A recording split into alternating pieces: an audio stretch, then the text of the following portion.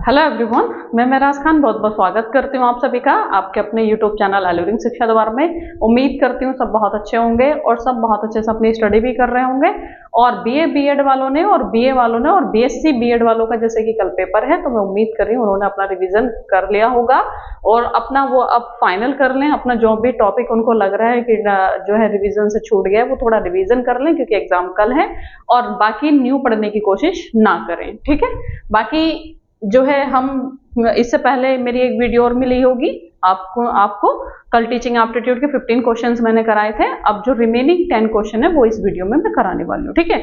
तो इन 10 क्वेश्चन में मैं ये आपको ये नहीं कि क्वेश्चन यही आ जाएंगे, हो सकता है यहाँ से क्वेश्चन आ जाए, लेकिन मेरा प्रैक्टिस कराने का पर्पज ये है कि आप एलिमिनेशन मेथड लगा के आप विद इन सेकेंड्स आंसर ले आओ, ठीक है। मैं जो टीचिंग एप्टीट्यूड कराती हूँ वो मैं निगेटिव पॉजिटिव वर्ड्स को ध्यान में रखते हुए ही कराती हूँ। ज्यादातर 90% आपका टीचिंग एप्टीट्यूड मैं निगेटिव पॉजिटिव वर्ड से ही करा देती हूँ। तो ये चीज आप समझें, ट्रिक्स समझें, मेरी ट्रिक्स समझ लें इसको कि ट्रिक्स है, या फिर टिप समझ लें, या फिर एक मेथड समझ लें। टीचिंग एप्टीट्यूड को सॉल्व करने का मेरा मेथड है कि जो कुछ वर्ड्स ऐसे होते हैं जो हमारा आंसर नहीं होने देते, कुछ वर्ड्स ऐसे होते हैं जो हमारा आंसर होते हैं, ठीक है। या हम पॉसिबिलिटी बढ़ जाती है कि वो हमारा आंसर होगा अगर वो वर्ड हमारे किसी ऑप्शन में आया है। तो बस यही एलिमिनेशन मेथड लगा के teaching aptitude with in seconds आप सॉल्व कर सकते हैं। तो देखिए, इससे पहले जो वीडियो आई है देख लीजिएगा किस तरह से मैंने कराया है। बाकी इस वीडियो में देखेंगे रिमेनिंग 10 क्वेश्चन नंबर, मतलब ये भी हो गया था क्वेश्चन नंबर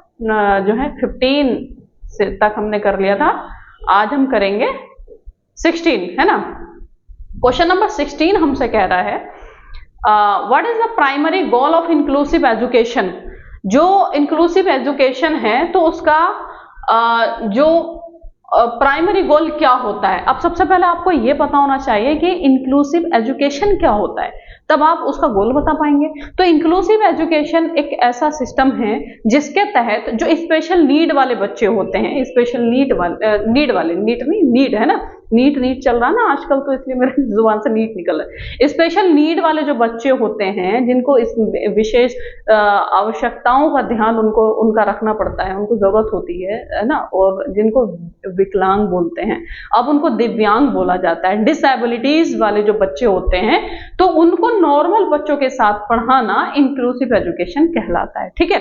इसका एम क्या होता है? इसका एम होता है कि जो डिसेबिलिटीज वाले बच्चे हैं, जो स्पेशल नीड वाले बच्चे हैं, उनको ये ना लगे कि वो सेपरेट है, बाकी दुनिया से अलग है, वो कुछ अलग नहीं कर सकते, बाकी बच्चों की तरह वो नहीं है और उन्हें में कोई ना कोई कमी है, तो ऐसा उनको ना लगे। वो भी बहुत आगे जा सकते हैं, बहुत आगे बढ़ सकते हैं, और जो डिफिकल्टीज हैं उनका सामना वो भी सेम तरीके से कर सकते हैं जो कि नॉर्मल बच्चे करते हैं। तो ये सब चीजें उन्हें कहाँ मिलेगी? जब वो नॉर्मल बच्चों के साथ पढ़ेंगे। अगर उन्हें अलग स्कूल में पढ़ाया जाएगा जिसमें सारे डिसेबिलिटीज वाले बच्चे हैं, तो उनमें जो है एक अलग करने का जो जज्बा है वो नहीं होगा। उनको लगेगा ये भी ऐसा, ये भी ऐसा, तो उनका मोरल हमेशा डाउन रहेगा। तो इसलिए जो हमारी नेशनल एजुकेशन पॉलिसी है वो भी ये बात को कहती है कि हमारा जो बच्चा है, जो डिसेबिलिटीज वाला बच्चा है, वो भी नॉर्मल बच्चों के साथ पढ़ना चाहिए, ठीक है।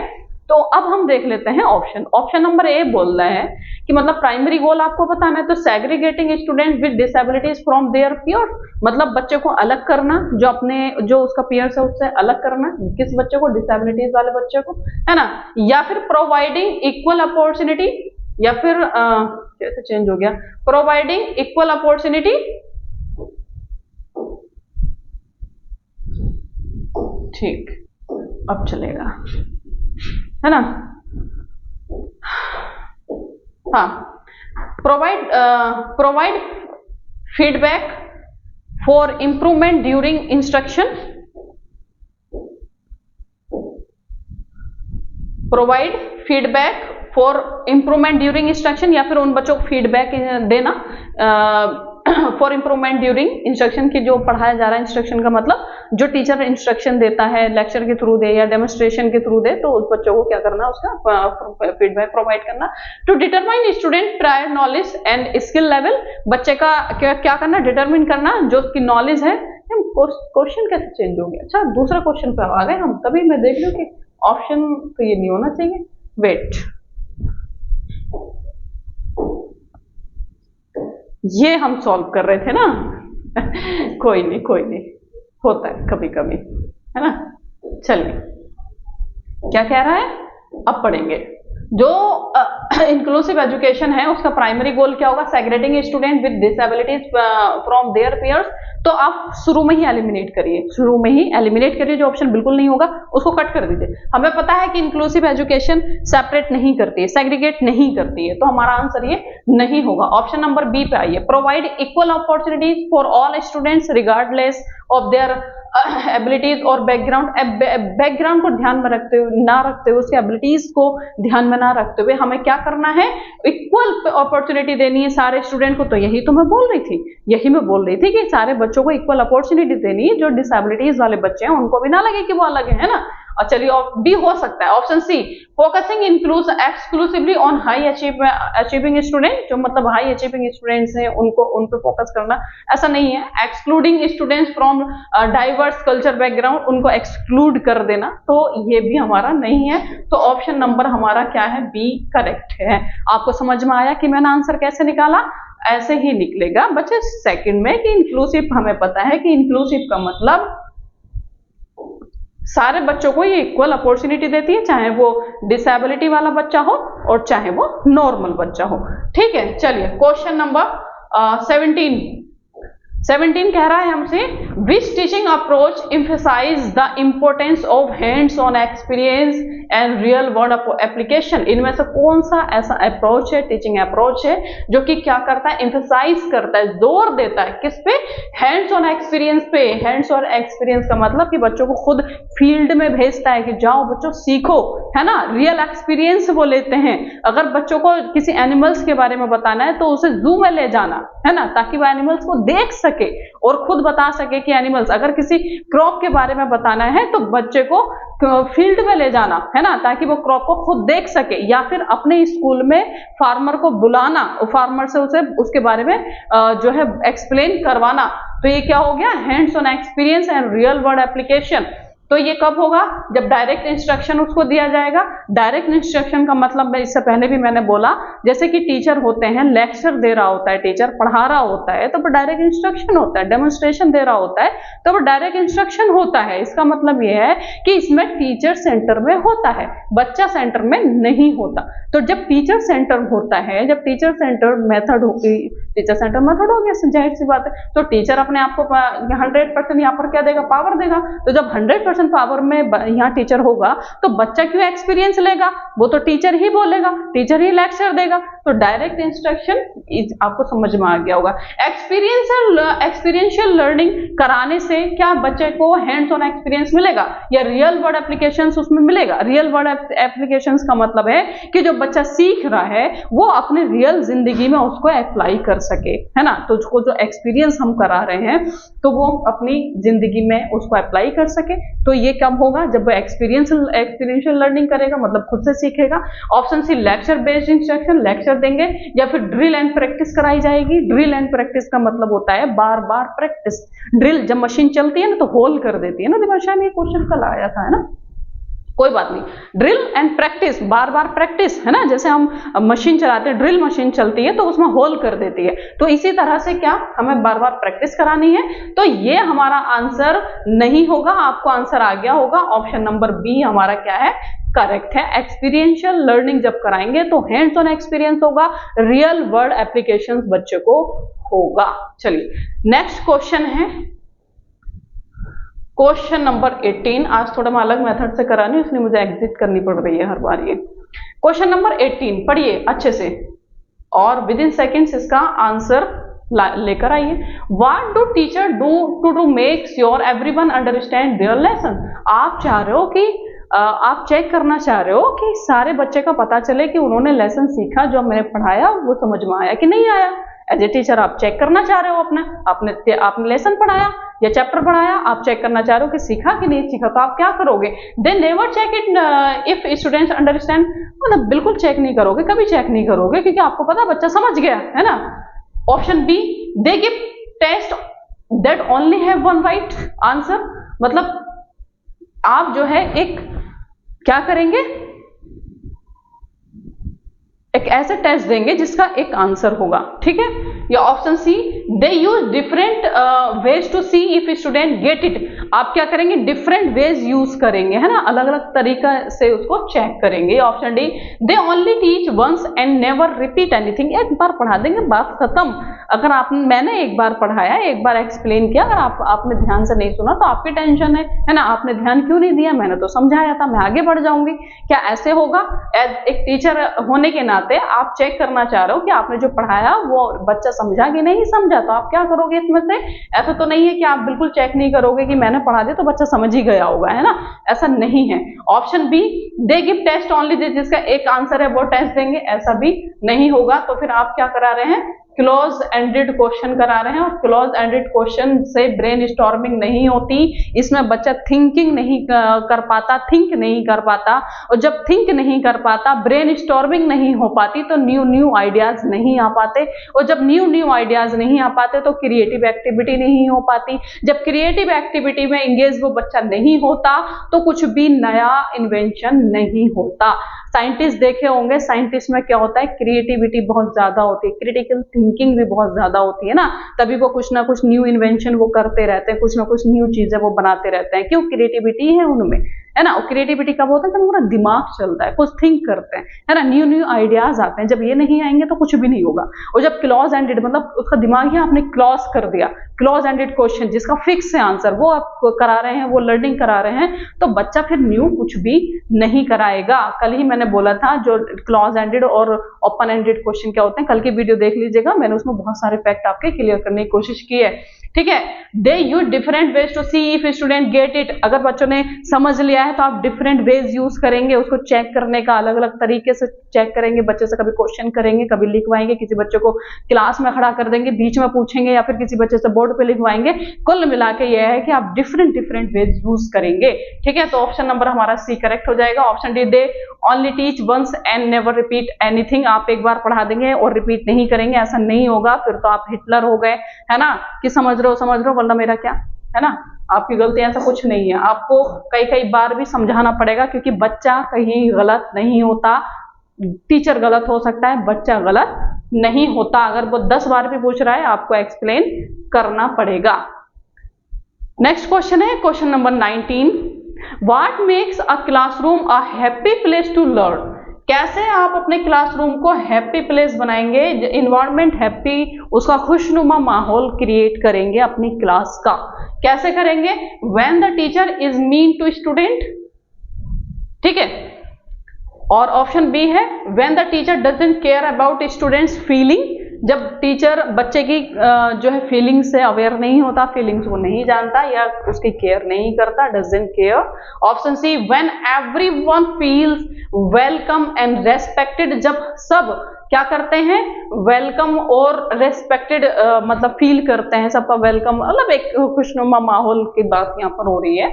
Option D, when student are punished for every mistake. ये माहौल एक अच्छा माहौल तब बनेगा जब बच्चा अगर गलती कर रहा है तो उसे फौरन आप पनिश कर रहे हैं। तो मैंने बोला था पनिश करना क्या है, निगेटिव वर्ड है, तो ये तो हमारा आंसर नहीं होगा, तो ऑप्शन डी तो हमारा गया।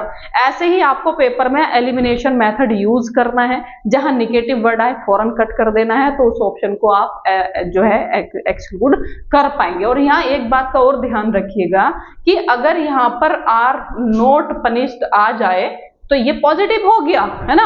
नॉट पनिश्ड का मतलब मैंने नॉट लगा दिया इसके सामने, निगेटिव वर्ड के सामने, तो फिर वो तो पॉजिटिव हो गया। तो इसका भी ध्यान रखिएगा, कभी नॉट पनिश्ड आ जाए और आप बोल दें कि देखें मैम हम तो इसको सही करके आए और वो आपका आंसर गलत हो, क्यों? क्योंकि आपने तो निगेटिव वर्ड्स को समझ के पॉजिटिव को काट दिया। तो इसका भी ध्यान रखिएगा, वर्ड्स सेंटेंस में कैसे यूज हुआ है ना। तो पनिश्ड क्या हो गया यहाँ पर, ये तो निगेटिव हो गया, क्लियर है। When everyone feels welcome and respect, ये हमारा आंसर हो जाएगा। कैसे? बाकी दो ऑप्शन भी हमारे निगेटिव है कि डोंट केयर। ऐसे कैसे डोंट केयर क्यों नहीं करेंगे आप? अगर आप क्लास ले रहे हैं और बच्चे को फीवर है तो क्या आप उसे जबरदस्ती अपना लेक्चर सुनवाएंगे? बोलेंगे कि नहीं लेक्चर सुनो, तभी उठ के जाना यहाँ से। मेडिसिन नहीं देंगे उसको, मेडिसिन देंगे, हो सकता है थोड़ा बहुत रेस्ट भी कराएं या फिर उसके पेरेंट्स को कॉल करें, उसको घर भेजें, है ना। ऐसा नहीं बोलेंगे कि नहीं फीवर है तो कुछ भी है, मेरा लेक्चर सुनोगे और सुनोगे, ऐसा नहीं है ना। तो आपको कि आप क्या करेंगे, उसकी फीलिंग्स की भी केयर करेंगे, ठीक है। When the teacher is mean to student, मतलब ये भी कुछ ऐसा खास नहीं है, तो हमारा करेक्ट आंसर हो जाएगा ऑप्शन नंबर सी, ठीक है। उम्मीद कर रही हूं कि आपको ये अच्छे लग रहे होंगे क्वेश्चन और आपसे आंसर भी आ रहे होंगे। क्वेश्चन नंबर 20, क्वेश्चन नंबर 20 क्या कह रहा है, ध्यान से सुनिएगा। क्वेश्चन नंबर 20 कह रहा है when the students become failed, जब एक बच्चा फेल होता है, it can be understood that, ये समझा जाता है कि the system has failed, system failed हो गया, द टीचर फेल हो गया, द टेक्स्ट बुक फेल हो गई, या फिर द इंडिविजुअल स्टूडेंट फेलियर। अगर यहाँ पर क्वेश्चन को ध्यान से सुनेंगे, अगर यहाँ पर बोला जाता है कि मेजोरिटी में स्टूडेंट फेल हो गया, है ना, क्वेश्चन अगर इस तरह से पूछा जाता है कि मेजोरिटी में स्टूडेंट फेल हो गए क्लास में, मतलब 100 अगर स्टूडेंट तो 90 स्टूडेंट फेल हो गए, तो इसका मतलब ये सिस्टम फेल हुआ है ना। सिस्टम का मतलब टीचर्स फेल हुए हैं, वो पढ़ाने वाले टीचर फेल हुए हैं, उन्होंने ऐसा क्या पढ़ाया जो एग्जाम में नहीं आया, है ना, और सारे बच्चे 90% बच्चे फेल हो गए। लेकिन अगर यहाँ पर ये नहीं दिया है कि मतलब कितने बच्चे फेल हुए हैं, तो हमारा ये आंसर नहीं होगा कि टीचर फेल हो गए, है ना। हो सकता है कि इंडिविजुअल टीचर बच्चा फेल हुआ हो, 100 जो स्टूडेंट है उनकी क्लास है, लेकिन उसमें से जो है 80% पास हो गए, 20% फेल हो गए, तो नहीं बोलेंगे सिस्टम फेल हो गया, बच्चा टीचर फेल हो गए, है ना, क्योंकि उन्होंने तो पढ़ाया, क्योंकि 80% बच्चे कैसे पास हो गए फिर। तो इसका मतलब यहाँ पर क्वेश्चन पे भी डिपेंड करेगा। फिलहाल इसका आंसर जाएगा द इंडिविजुअल स्टूडेंट्स फेलियर। उसकी वजह क्या है, क्योंकि यहाँ पर जो है द स्टूडेंट्स बोला है और ये नहीं बोला है कि मेजोरिटी में है या फिर कैसे हैं, ठीक है। चलिए नेक्स्ट क्वेश्चन है, क्वेश्चन नंबर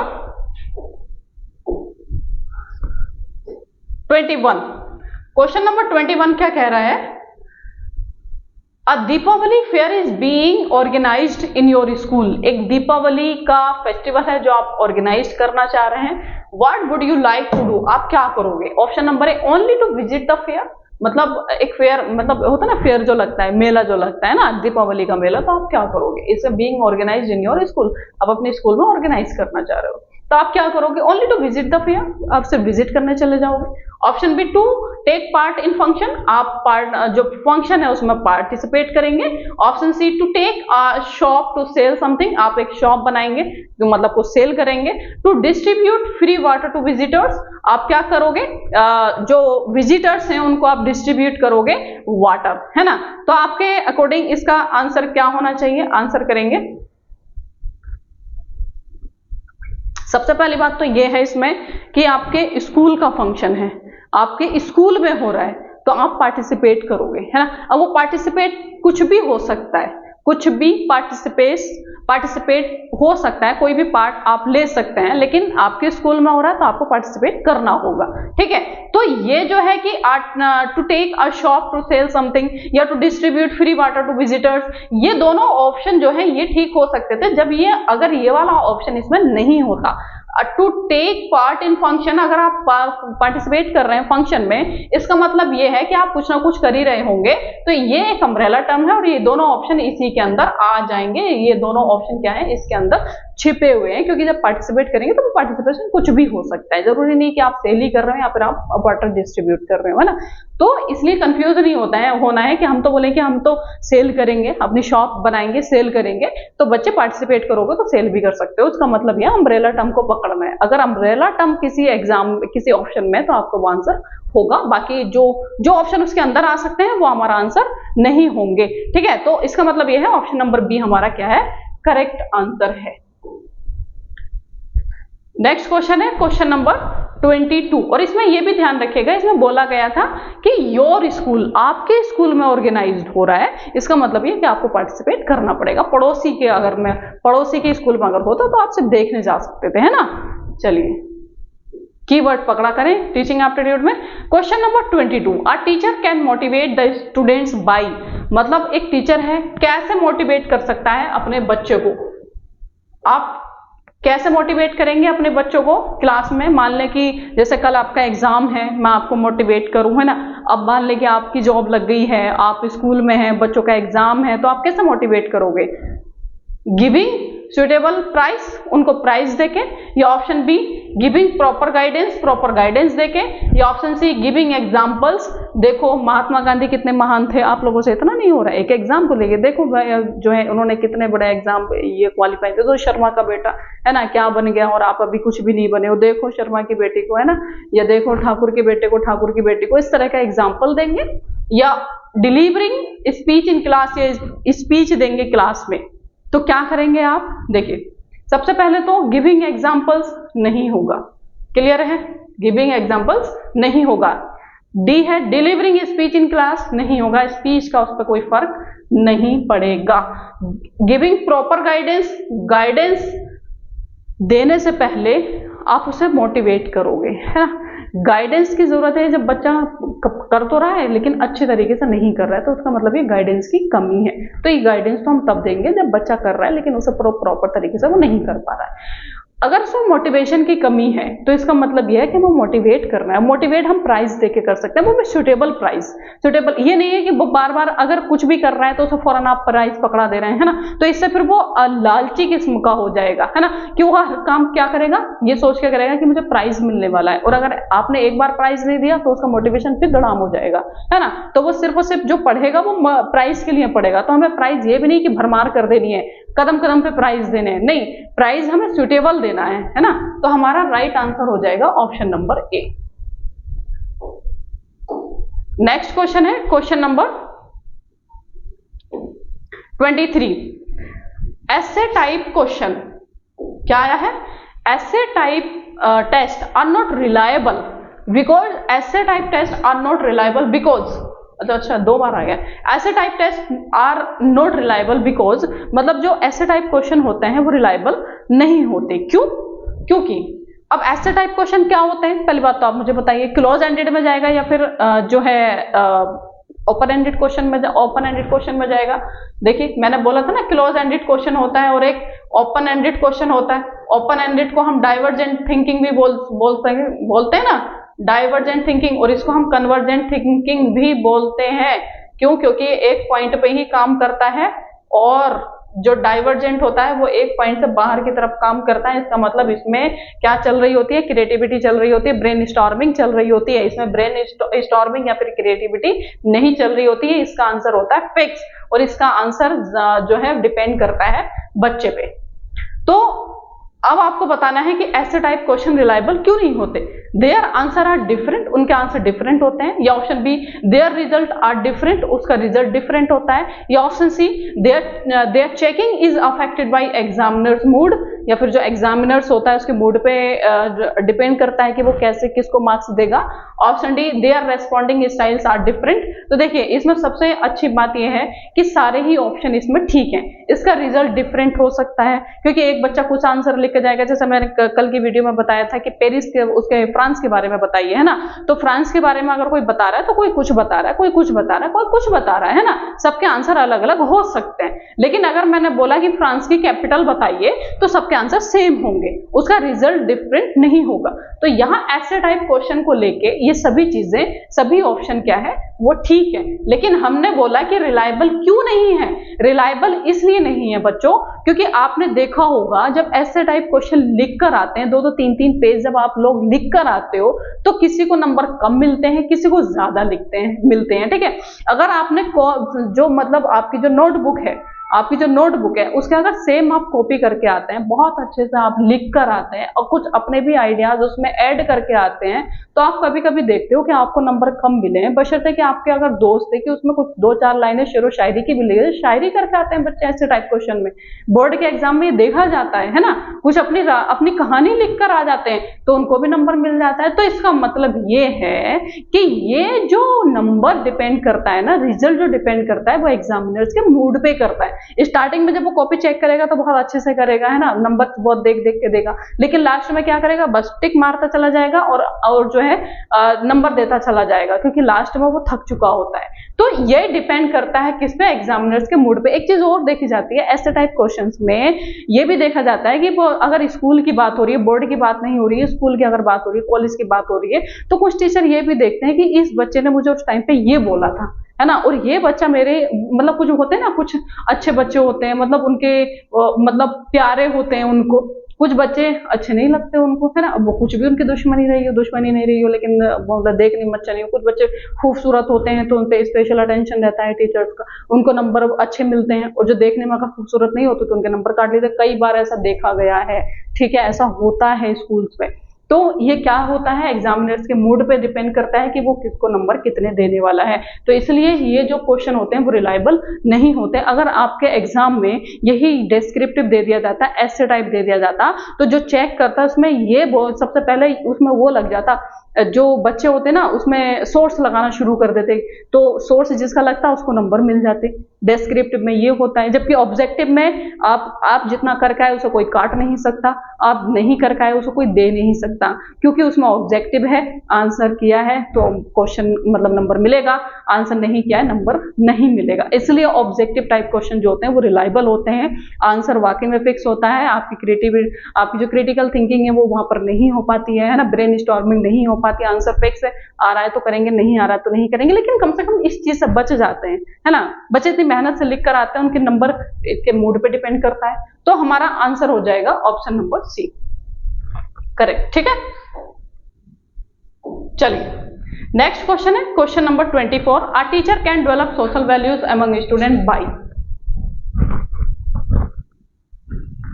मतलब ये है कि एक टीचर अपने बच्चों में क्या करना चाह रहा है, सोशल वैल्यूज डेवलप करना चाह रहा है बच्चों के अंदर, तो वो क्या करेगा, कैसे करेगा। मतलब आप लोग अपने बच्चों में चाह रहे हो कि आपके बच्चे एकदम सत्यवादी हरिश्चंद्र बने, है ना, झूठ ना बोले, आप क्या करोगे, telling them about great people के बारे में बताओगे, हरिश्चंद्र की कहानियां सुनाओगे, है ना। डेवलपिंग सेंस ऑफ डिसिप्लिन, उन्हें बताओगे कि डिसिप्लिन में कैसे रहते हैं, है ना। ऑप्शन सी बिहेविंग आइडियली, या option D telling them good stories, उनको बोलेंगे गुड अच्छी स्टोरीज सुनाएंगे बच्चों को। अच्छा, अच्छी स्टोरीज सुना देना भी ठीक है, बिहेविंग आइडियली ये भी ठीक है, डेवलपिंग सेंस ऑफ डिसिप्लिन सिखाएंगे ये भी ठीक है, और ग्रेट पीपल जो बड़े बड़े लोग हैं उनके बारे में बताएंगे ये भी ठीक है। फिर गलत क्या हुआ, ऐसे ही क्वेश्चंस में बच्चे फंसते हैं कि मुझे तो सारा सही लग रहा है। बच्चे इसमें देखिए मोस्ट पॉजिटिव क्या है ना, मोस्ट पॉजिटिव वर्ड्स कौन सा है और लीस्ट पॉजिटिव कौन सा है और पॉजिटिव कौन सा है। तो देखिए इसमें एक वर्ड आया है आइडियल, बिहेविंग आइडियली, ये एक ऐसा वर्ड है जो मोस्ट पॉजिटिव वर्ड है, ठीक है। क्या है, मोस्ट पॉजिटिव वर्ड है। क्यों, देखिए सबसे ज्यादा जो फर्क पड़ता है, हम स्टोरी सुना दें, है ना, हम लेक्चर दे दें, हम बड़े बड़े लोगों के पिक्चर्स क्लासरूम में लगा दें, तो हम ये उम्मीद नहीं कर सकते कि बच्चा बस कल से हरिश्चंद्र बन ही जाएगा, है ना। हरिश्चंद्र के पूरे उसमें क्लासरूम में पोस्टर चिपका दिए, जहां जा रहे हो उसकी कहानी सुना रहे हो, तो ये नहीं कि बच्चा सीख जाएगा।